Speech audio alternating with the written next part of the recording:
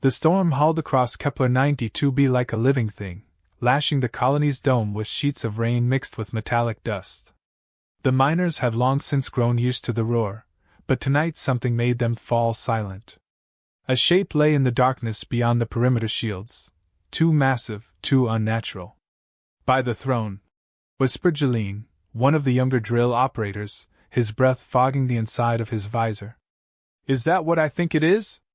The colony's floodlights fought the storm, beams cutting through the haze to reveal an impossible sight, a Wyrm. It sprawled across the ridge, broken, unmoving. Its armored hide, once impervious to plasma fire, was torn open in jagged rents, as if clawed by something even more merciless. Chunks of chitinous plating hung like shattered glass. Steam rose from the carcass where acid blood hissed against the rain-soaked rock. No one spoke. They had all heard stories of WYRMS, void predators that had ended fleets, shredded warships as if they were made of paper. Empires spent centuries fortifying against them, losing millions. Yet here lay one, dead, a corpse abandoned at the colony's doorstep. The silence broke with the clatter of boots. Captain Elias Veyra pushed through the crowd of miners, his armor still dust-streaked from his last patrol. His eyes, cold and precise, studied the horizon. "Everyone back inside the dome. Now." His voice carried the sharp tone of command. "But Captain," Jeline protested. "How? Who could have done this?" "That's exactly what I intend to find out," Elias said, stepping forward to the shield's edge. He toggled his visor, magnifying the corpse. The wounds weren't random. They were surgical, deliberate. Entire sections of bone and tissue had been stripped away, almost dissected. He frowned. This wasn't the work of storm damage, nor any weapon he knew. A metallic voice broke through the colony intercom. "Captain Veyra. Alien envoys inbound. Estimated arrival, 10 minutes. Of course." News traveled fast in the Wyrm. He cursed under his breath. If the Empires suspected humanity of tampering with WYRMS, it could mean war. He turned back to the miners. "Seal the gates. Stay alert. If anyone sees movement outside, report immediately. No heroics." The miners hesitated, their fear thick in the air, before shuffling back into the dome. Elias remained, watching rain hammer against the invisible barrier. The storm blurred the edges of the corpse, but he could still see the strange gouges carved into its flesh. They reminded him of something primal, like the marks of hunting blades, scaled up 100-fold. The ground trembled. A scarlet Dominion dropship descended through the storm, claws anchoring into the mud as it landed outside the shield. From its ramp emerged Overlord Karan's envoys, tall, insected figures encased in crimson armor. Their mandibles clicked as they surveyed the corpse. One of them, bearing the sigil of a commander, stepped forward. Its voice was deep, reverberating through translation speakers. "Human. Explain." Elias didn't flinch. "We woke to find it there. None of ours fired a shot." The envoy tilted its head, multifaceted eyes glittering. "Impossible. No weapon in your possession can inflict such wounds. And yet it is dead, outside your colony alone. Believe me or don't," Elias replied evenly. "But if you think we did this, you underestimate just how much we'd be bragging about it." The envoy's mandibles clacked in irritation. "WYRMS are destroyers of empires. If humans harbor a weapon strong enough to slay one, you will surrender it to the Dominion." Elias's jaw tightened. "We harbor no such weapon. And even if we did, it wouldn't belong to the Dominion." The envoy hissed, but said nothing further. Instead, it turned to the corpse, scanning the wounds with its gauntlet. Streams of alien data scrolled across the projection. Then, abruptly, it froze. "What is it?" Elias asked. The envoy hesitated, then retracted the scan. "Irregular patterns. Marks inconsistent with any known arsenal." Its mandibles clicked again. "Too crude." Elias frowned. "Crude?" "Yes. As if torn apart by hand." The words settled like stones in Elias's gut. He glanced back at the corpse. The ragged tears, the gouges, it suddenly made sense. Not energy weapons. Not plasma. Something had physically ripped into the Wyrm. But what in the void could tear through armored hide thicker than a starship's hull? The envoy leaned closer to the shield. Be warned, human. If this is your doing, the galaxy will descend upon you. We will not tolerate such secrets kept. Elias met its gaze without blinking. Then you'd better hope it wasn't us. The envoy withdrew, retreating back toward its dropship. The engines roared as the vessel lifted into the storm and vanished. Elias remained alone at the barrier, staring at the corpse. The rain poured, running down invisible walls, pooling at his boots. He switched his visor again, zooming on the mud near the Wyrm's flank. Something caught his eye. Tracks. Not clawed. Not alien. Not mechanical. Human. Bare, unarmored, unmistakable. A line of footprints pressed deep into the wet soil, leading away from the carcass and vanishing into the storm. His chest tightened. The miners hadn't noticed. The aliens hadn't looked close enough. But Elias had seen it, clear as day. Someone, something human, had been here. He exhaled slowly, forcing calm into his voice as he keyed his calm. Command, this is Veyra. Secure the perimeter. I've got evidence on site that needs containment. What kind of evidence, Captain? Came the reply. He hesitated, eyes still locked on the fading footprints. The storm was already erasing them, swallowing proof into mud and water. He felt the weight of the decision, to speak the truth, or bury it. His instincts, honed through battles and failures, told him one thing: panic would destroy them faster than any Wyrm. Unidentified tracks, he said finally. Possible scavenger activity. I'll investigate further. He killed the calm, lowered his visor, and stepped back into the dome. His mind, however, stayed with those prints. The Wyrm had been killed by hands. Human hands. And whatever left those tracks was still out there. The storm hadn't eased since the night of the Wyrm's fall.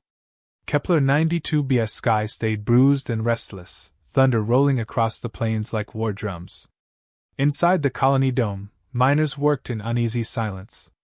Every glance at the horizon carried the same unspoken fear: if one Wyrm could die so close to their gate, what else might be walking the storms?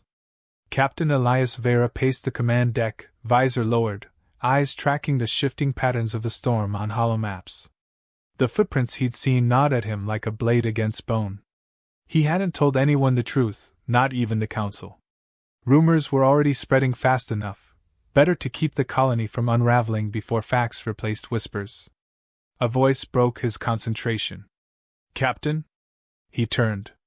Lieutenant Corin, his second in command, stood stiffly. Her expression carried the weight of news she didn't want to deliver. They want you in the council chamber, she said. The aliens are demanding explanations again. Elias clenched his jaw. Of course they are. Minutes later, he stood beneath the chamber's dome of steel and glass. Lightning flashed above, outlining the gathered counselors and alien envoys alike. At the far end, a towering envoy of the Scarled Dominion loomed, mandibles flexing with impatience. Beside it, a smaller, robed figure from the Thren Collective floated silently, many-eyed and unreadable. Counselor Brandt, a barrel-chested man with too much confidence for his own good, banged a fist against the table. We cannot be the scapegoats of the galaxy's hysteria. The Wyrm's death had nothing to do with us. The Scarlet Envoy's voice cut across the chamber like stone grinding metal. Yet the corpse lies at your threshold. And now, others vanish from the rim. Whole hunting packs gone, their bodies unrecovered. Murmurs rippled through the chamber. Elias felt the shift, fear crawling its way into politics. The Thren envoy spoke next, its voice layered eerie. Our calculations detect an anomaly in the storms. Something moves with purpose. Its pattern is human. Every eye turned to Elias. He held their gaze without blinking. We didn't kill the Wyrm. Our colony doesn't have the firepower, nor the numbers. If something new is stalking the rim, blaming us won't stop it. Brandt leaned forward. Then what do you suggest, Captain? Sit idle while the galaxy sharpens its blades against us? I suggest we find the truth before we accuse each other, Elias replied. If something else killed the Wyrm, we need to know what it is. Otherwise we're fighting shadows while the real threat walks free. The council descended into argument, some siding with the aliens, others shouting that humanity must defend itself first. Elias didn't wait for the shouting to die down. He turned, his decision already made. By nightfall, he and his recon squad stepped beyond the shield. The storm swallowed them instantly, a wall of rain and dust cutting visibility to meters. Their suits' sensors pinged steadily, mapping terrain beneath endless interference. Feels like walking blind, Corin muttered through comms. Eyes sharp, Elias ordered. No chatter unless necessary. Follow the trail. The footprints he'd seen had been half buried by mud, but satellite sweeps revealed faint disturbances leading deeper into the wastelands. Now, trudging through sucking soil, Elias could see them again, not animal prints, not mechanical indentations. Feet. Human. Too large, too heavy for miners. Hours passed in strained silence. The storm battered them, visibility shrinking further. Then, ahead, the ground shifted. Shapes loomed, mangled husks scattered across the ridge. The squad fanned out, rifles raised. Elias knelt by one of the remains. His stomach tightened. Another Wyrm, but smaller than the corpse at the colony. Its skull had been split down the center, as if by titanic force. Ribs jutted outward where something had torn its chest open. Captain! Corin's voice shook. She pointed her light. Another body. Then another. 5 in total, each annihilated with brutal efficiency. No plasma burns, Elias said quietly. No chemical scoring. All physical trauma. Like the first? He nodded. Exactly like the first. The squad exchanged glances. Fear edged every breath. A soldier whispered, "Nothing's supposed to do this." Nothing. Lightning flared. In its brief, stark glow, Elias caught movement high on the ridge. A silhouette against the storm, upright, broad-shouldered, watching. The light faded, leaving only darkness. Contact! Elias snapped. Ridge line. 11 o'clock. The squad swung rifles, beams cutting through the storm. The ridge was empty. Only wind and rain answered. Corin's voice was low. Sir, it looked human. Elias didn't answer. His grip tightened on his rifle, every nerve alive with the same conclusion. Then came the sound. Not Wyrm screeches. Not alien calms. A sound far simpler, far more chilling, breathing. Heavy, ragged, carried through the storm as if from lungs built for war. The squad froze. Lights scanned wildly, catching nothing. But the breathing lingered, circling them, too close to ignore. Form up, Elias ordered. No stragglers. Move. They began retreating toward the colony, rifles sweeping arcs of rain. For every step they took, the breathing seemed to follow, sometimes behind, sometimes ahead, sometimes above, as though the storm itself exhaled. Finally, silence. The sound vanished. Only storm remained. When they reached the dome, mud clinging to armor, the squad looked as though they had carried ghosts on their shoulders. Inside decontamination, Corin stripped her helmet and stared at Elias. What did we see out there? Elias lowered his visor slowly, setting it aside. His face was drawn, jaw rigid. I don't know yet. But you have an idea? He didn't respond. The image of the footprints, the corpses, the silhouette, they left no room for denial. Something human was out there, walking in storms where no one should survive, killing nightmares entire fleets couldn't withstand. And it was watching them. Dawn on Kepler 92b never came gently. The storm never ceased, but lightning made brief mornings of the dark, slicing the sky in white flashes. From the command deck, Elias watched red warning icons spread across the holomap. Dropships. Too many. The Scarlet Dominion had arrived in force. 17 confirmed landers, Corin reported, voice tight. Estimated 4 battalions. They're forming a perimeter. They mean to box us in. Elias didn't flinch.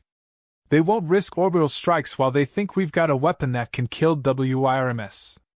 They'll want to take it intact. The counselors shouted in panic over comms, demanding defenses, negotiations, evacuation plans. Elias muted them all. The miners needed clear orders, not politics. Prep charges on the northern approach, he told his officers. Rifle teams along the ridge line. Shield reinforcement at gate sectors 3 and 5. Make them bleed for every meter. When the first wave hit, the storm itself seemed to roar with them. Scarl infantry, tall, armored in crimson plates, charged under cover of their ground crawlers. Plasma fire struck the shields, flaring bright before burning into cracks. The colony's return fire cut swaths through the attackers, but for every alien body that fell, 2 more pressed forward. On the wall, Elias fired until his rifle overheated. Hold them! Shields are priority! A crawler rammed the barrier, hurling sparks and flame. Sirens blared. The shield buckled, flickered, and held by a thread. Then the ground shook differently. Not from Scarl artillery. From something heavier, older. The battlefield fell into eerie silence as the storm parted just enough to reveal them. WYRMS, 3 of them, sliding down from the hills, each the size of a city block. Their screeches pierced the storm, drowning even the Scarl war cries. The Dominion soldiers hesitated, then regrouped. They had come to fight humans, not WYRMS. Now the predators of the Rim had arrived uninvited. Elias stared, heart sinking. The colony couldn't withstand 1 WYRM, let alone 3. This wasn't a battle. It was extermination. Captain, Corin said softly, this is the end. But it wasn't. The first WYRM lunged, and something ripped it sideways. Out of the storm charged figures. Human in shape, yet wrong in scale. Taller, broader, clad not in armor but in scarred flesh hardened by years of survival. They moved with terrifying speed, slamming into the WYRM with blades fashioned from bone and scavenged alloy. The beast shrieked as its head split under their combined force. The other WYRMS turned, thrashing. The figures leapt, climbed, tore into hides thought impenetrable. Limbs flew. Acid blood sprayed but didn't slow them. They carved through the nightmares with sheer feral strength, finishing in minutes what fleets had failed to do in centuries. The battlefield froze. Even the Scarl stopped firing. Gods, Corin whispered. They're human! Elias couldn't speak. He could only watch as the storm revealed them in flashes. Men and women, skin marked by scars, eyes burning with something both human and monstrous. Their weapons were crude, but their efficiency was absolute. One of them dropped from a WYRM's carcass, landing heavily before the colony's shield. He stood tall, 7 feet, maybe more, muscles corded like cables, hair long and matted. His gaze locked on Elias. He spoke, his voice raw but unmistakably human. Soft brother. Elias felt the words cut deeper than any blade. The figure's teeth showed in something not quite a smile. You left us in the storms. You forgot. But we did not forget. Recognition slammed into Elias like a blow. Decades ago, during the first failed attempts to colonize the Rim, experimental battalions had been deployed, modified soldiers meant to adapt to hostile worlds. Rumors claimed none survived when the projects collapsed. Abandoned. Erased. And yet here they were. The figure raised his bone-forged blade, slick with WYRM blood. We are what you feared to become. And what the galaxy will learn to fear. Corin's rifle trembled in her hands. Captain, orders? Elias forced himself to breathe. The miners behind him stared in horror and awe. The Scarl watched from a distance, too stunned to advance. Stand down, Elias said at last. No one fires. The feral humans stepped closer, their presence pressing against the barrier. Dozens of them now, emerging from the storm like ghosts of war. Each carried the same scars, the same brutal weapons. Survivors forged into predators. The leader's eyes never left Elias. Your people called us failures. Left us to die. But we adapted. We endured storms that stripped ships to bone. We hunted what your fleets fled from. He stepped closer, pressing a bloody hand against the invisible wall of the shield. We are not forgotten. We are legion. Behind Elias, the miners whispered in terror. The council's calm channel erupted in disbelief. Aliens looked on, silent, their arrogance shattered. Elias spoke carefully, each word deliberate. If you're human, then you're kin. And kin doesn't fight kin. But you need to tell me, why reveal yourselves now? The leader tilted his head. Lightning caught his face, etching every scar in silver. Because the galaxy gathered to see you weak. We showed them what you really are. The words sent a chill down Elias's spine. Not what you really are. What we really are. The barrier flickered as another crawler struck it, reminding them the Scarl were not gone. But the feral humans didn't flinch. They turned, snarling at the Dominion ranks. In a heartbeat, they charged, their fury falling upon alien warriors with the same merciless force they had unleashed on Wyrm. Screams filled the storm. Plasma fire lit the battlefield, but the ferals moved through it like shadows, tearing Scarl apart with bare hands and scavenged steel. The Dominion broke, retreating in chaos.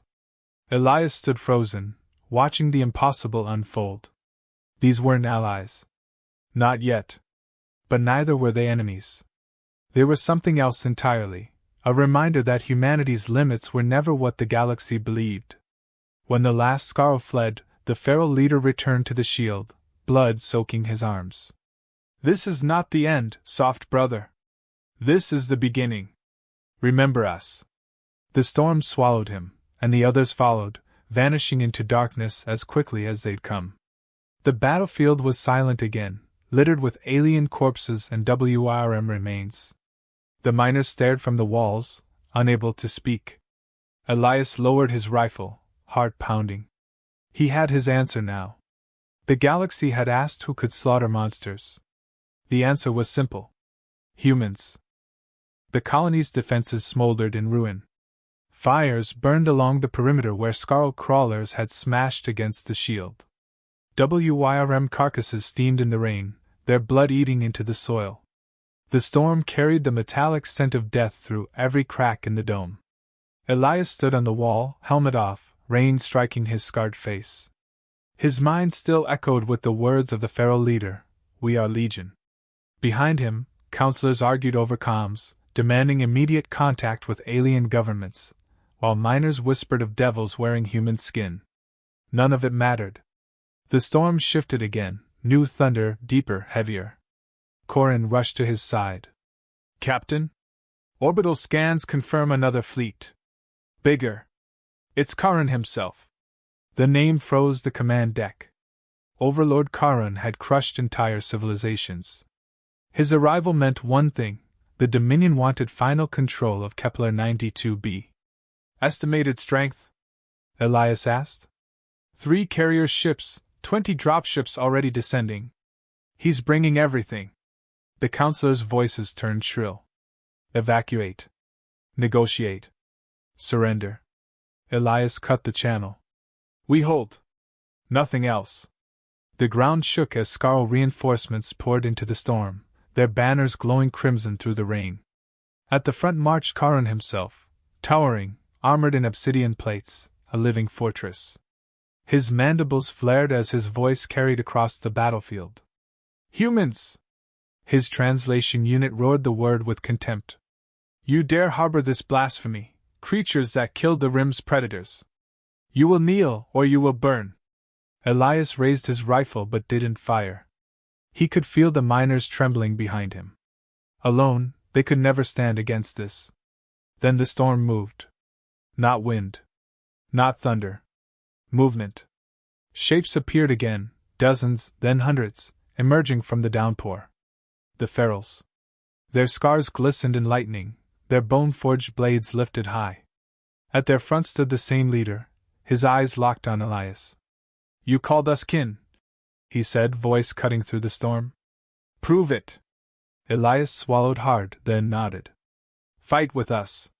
The leader bared his teeth in something savage. Then the galaxy will see. The ferals surged forward, their war cries shattering the air. Miners and militia, emboldened, opened the gates and poured out beside them. For the first time, the colony's rifles and the ferals' blades fought as one. The battlefield erupted. Plasma fire streaked across the ridge. Ferals leapt through it, ripping Scarl warriors apart with hands and steel. Miners fired in disciplined lines, covering gaps. Elias fought in the thick of it, rifle cracking until it burned hot, sidearm drawn when it failed. Corin cut down a crawler with explosives, the blast hurling fire into the storm. But then Corin entered the fray. He swept aside ferals with his clawed gauntlets, crushing bodies in his grip.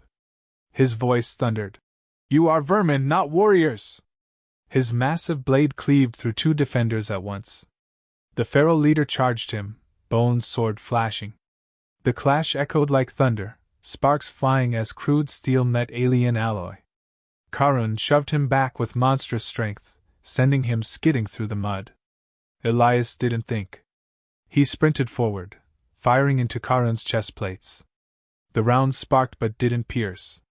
The Overlord turned, towering above him, mandibles clicking in mockery. "You think fragile flesh can challenge me?" Elias leveled his sidearm, empty now, but kept his voice steady. "Not fragile.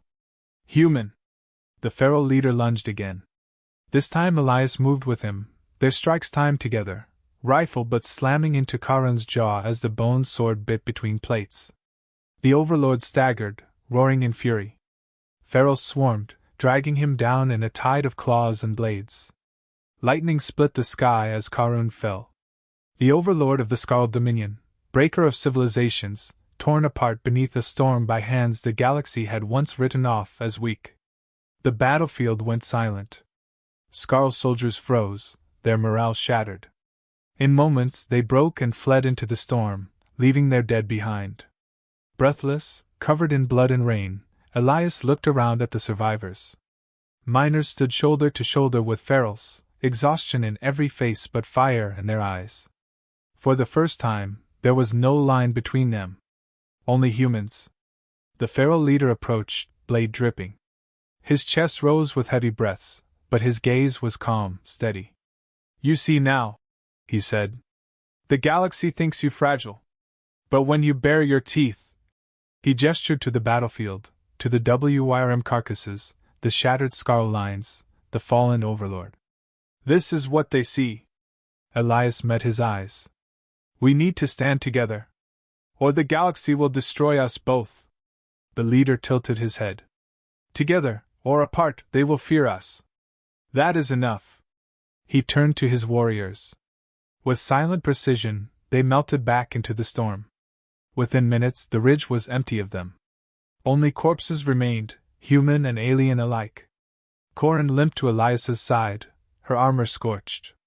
"Sir, what do we tell the Council? What do we tell the galaxy?" Elias stared at the horizon where the ferals had vanished. The storm had swallowed them, leaving only their legacy in blood and wreckage. "We tell them the truth," he said at last. "That something slaughtered the monsters. And it wasn't a weapon. It wasn't a fleet. It was us." The storm rolled on, endless, as whispers began to spread across the stars. If this was what humanity abandoned, what would they become when they finally prepared?